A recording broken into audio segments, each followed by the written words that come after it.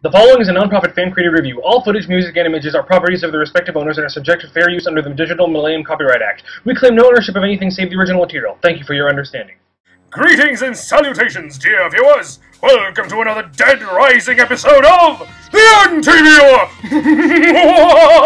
Do you people want to know what the most consistently funny form of comedy is? Well, so would I. So in my continuing quest for Laugh-A-Lot, I have decided to present an anime with a decidedly ordinary setting. But trust me, with comedies, that's often all you need. Welcome to Auntie's comedy review of Working!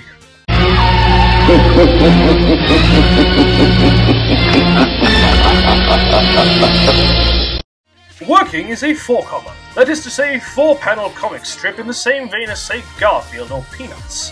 But it seems strange, doesn't it? How can a 4-panel gag series be turned into anything substantial? Well, just look at the two aforementioned franchises and you'll have your answer. The series began in January of 2005 and is still ongoing, currently totaling 7 volumes. The writer is Karino Takatsu, whom I shall continue to refer to as in the third person, because I honestly have no idea if this person is male or female. With a name like that, it's up in the air. Well anyway, the series is published in Young Gun-Gun, the seinen branch of Square Enix's Gun-Gun comics, because you know when I think Square Enix, I think light-hearted comedy, and not emo characters, plot devices, and angst. Well, the series was adapted into a 12-episode anime, which began on April 4th, 2010, and ended in June 26th of that same year. The production was handled by A1 Pictures. You know, that studio that tries desperately to copy the art style of Kyoto Animation, and succeeds because no one can ever tell the difference? Well, the painfully derivative artwork aside, does this anime still hold up? Well, that's what we're here to find out, folks! Tie your aprons, don your chef's hat, and take up your brooms! This is the review of Working! The main character of Working is Sota Takanashi, a 16-year-old high school student and an employee at the restaurant of Wagnaria. Takanashi is, for all intents and purposes, a serious, down-to-earth and very average dude who can be seen as the anchor of sanity on this show. But he's not without his quirks, most of which is a love of small and cute things, as well as a dislike for older women. Remember, don't let this guy near your kids, parents! Actually, this is a result of living with 3 older sisters who dressed him up in girls' clothes in his youth. He also has a younger sister, an elementary schooler who is as tall as him and actually respects our hero. Takanashi also has a tendency to think out loud, something that offends people and earns him many a punishment because most of what he says involves their flaws. Takanashi often finds his co-workers strange and seems totally oblivious to the fact that we think the very same thing of him. But we won't hold that against him because by comparison, he really is the closest thing to normal you'll get in Working. Lastly, Takanashi is voiced by Jun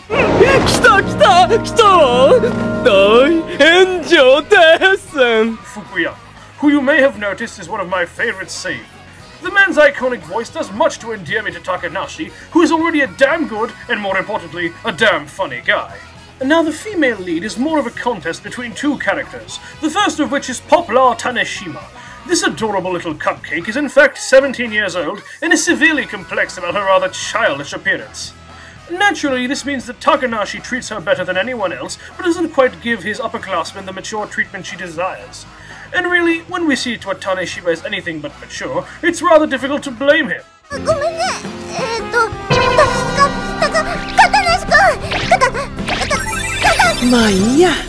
Oh, aren't you a good little girl? Why don't you come over here and sit next to Evangeline and we can get to know each other a little better?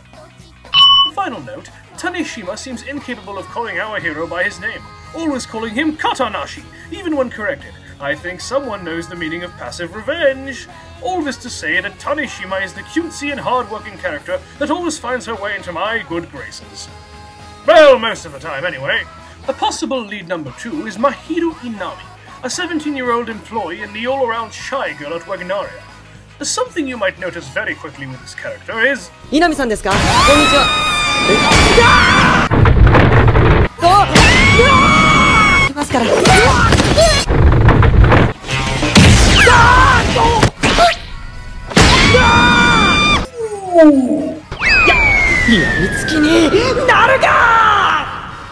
Let me put it this way, if you've got a penis, stay the hell away from her.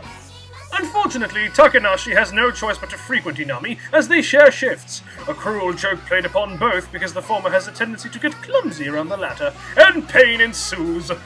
But do you want to know what the real kick in the nuts is? Inami actually starts crushing on this lolicon, and given her androphobia, the rest practically writes itself. Inami is likable because of the physical comedy she provides, and the fact that her fear of men is not her fault, which is why Takanashi puts up with her. From a safe distance, of course. The other employees of Wagnaria make up the rest of the supporting cast, and if you thought the first three were odd, then you ain't seen nothing yet! First up is the 28-year-old manager of Wagnaria, Kyoko Shirafuji. She's the lazy, listless, indifferent boss who prefers to let the grunts do all the work and spends her time eating sweets.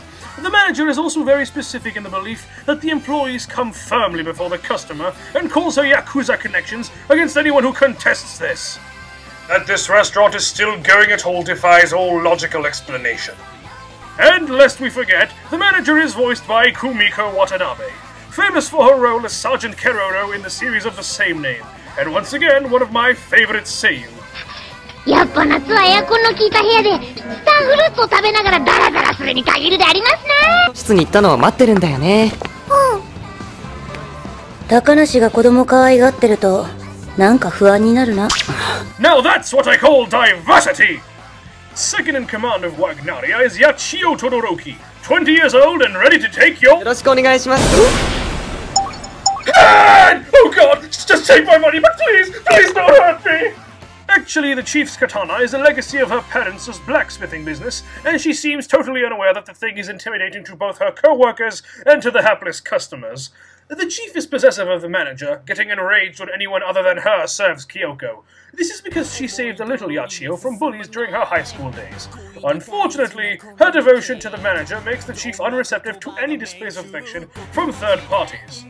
Said third party is Jun Sato, the head chef of Wagnaria and the chief's secret admirer, though he'll be damned to admit it.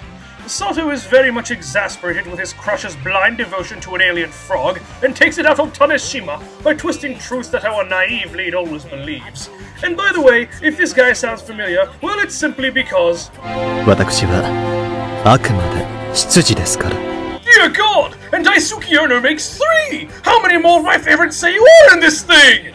Assisting him is Hiromi Soma, a laid-back dude with a nasty habit of blackmailing others into doing his work for him. Of course, since this is a comedy, Soma is often made to pay for his misdeeds, either at the end of Inami's fists or the flat of Sato's frying pan, ensuring that this sleepy-eyed chef never gets the easy life for long. Remember kids, blackmailing is wrong. Unless, of course, it gets results, which is why I still have this picture of the anime overview and an address from the Fate Stay Night review. Who's buying pizza now, fool? Finally, we have Oto, the owner of Wagnaria, who is on a never-ending quest to find his missing wife, and occasionally pops in to check up on his crew of misfits. Oto has the unfortunate habit of bringing sweets back for everyone, which inevitably means his life is in danger when the manager starts scarfing down food that should be rightfully given to her by the chief! And as for... 妻は極度の方向音痴で買い物に行ったっきり迷子になってるんだよね。 Wait, play that again! 極度の方向音痴で買い物に行ったっきり迷子になってるんだよね。 I could swear that's...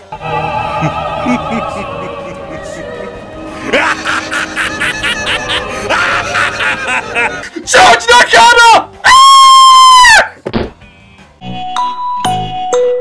Well, that's all the characters I care to talk about. There are more to be sure, but to speak would be to spoil. So let me just say this. Look out for the glasses!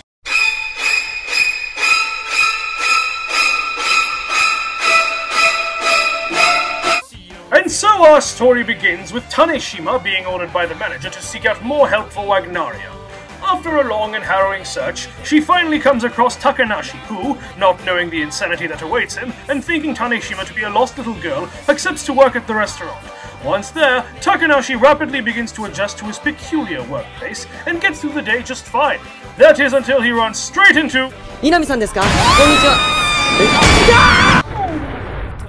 And so the tone is set! For the plot of working, the eager viewer can expect the pulse-pounding action of people commuting to their daily workplace and... working!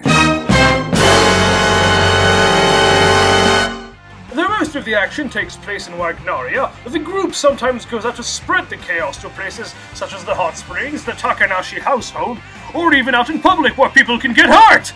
And believe me, people get hurt in this show. A lot.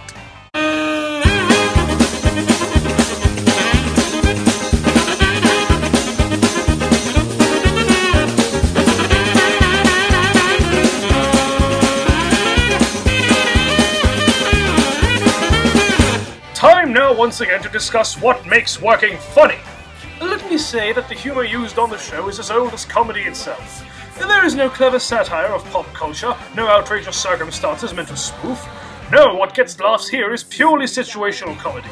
It's a completely normal, everyday setting with no tweaks, and the humor is derived purely from the cast's insanity and the consequences of their often ludicrous behavior.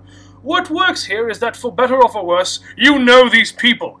Everyone has someone in their lives whom they find odd or eccentric, and working takes them all, sets them up in a restaurant, and lets all merry hell break loose. So, what are the things that drag working down? I think a better question would be, can you find the needle in the haystack? Because in case you haven't noticed, I've been reviewing the very best comedies out there. The thing you all seem to forget is that I don't always review bad anime.